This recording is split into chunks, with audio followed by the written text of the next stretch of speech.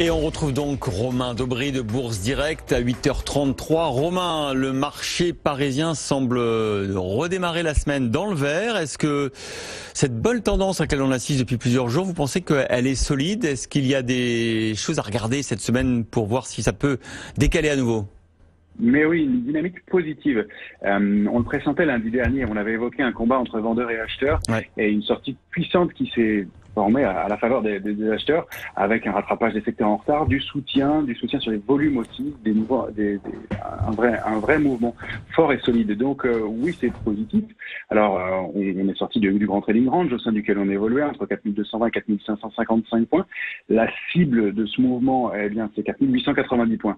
Alors pour l'heure, on a pas mal accéléré, on forme une consolidation normale et légitime entre 4000, une zone que j'identifie entre 4645 points et 4760 points environ.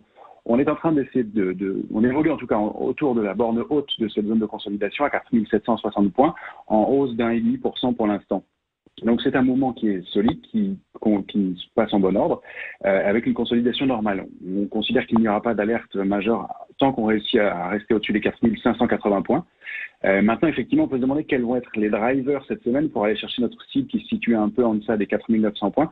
Alors, on surveillera toujours les relations entre Pékin et Washington, évidemment. Et il y a énormément d'éléments du côté de la macroéconomie cette semaine, avec l'indice des directeurs d'achat, repasser en zone d'expansion en Chine pour l'instant, donc ça c'est très favorable. On va connaître les directeurs d'achat en Europe et aux États-Unis aujourd'hui. Mercredi, vendredi, bien c'est important aussi parce que ce sont les chiffres mensuels de l'emploi aux États-Unis, chiffres évidemment fondamentaux pour connaître l'état de la santé de l'économie aux États-Unis. Et puis on n'oubliera pas évidemment la réunion de la Banque centrale européenne jeudi pour connaître l'évolution de leur politique monétaire et de leur soutien dans ce marché-là. Donc voilà, pas mal d'éléments à noter qu'aujourd'hui on évoluera sans les marchés allemands. Merci beaucoup Romain Dobry. Tout de suite, encore une entreprise qui résiste face à la crise. Il s'agit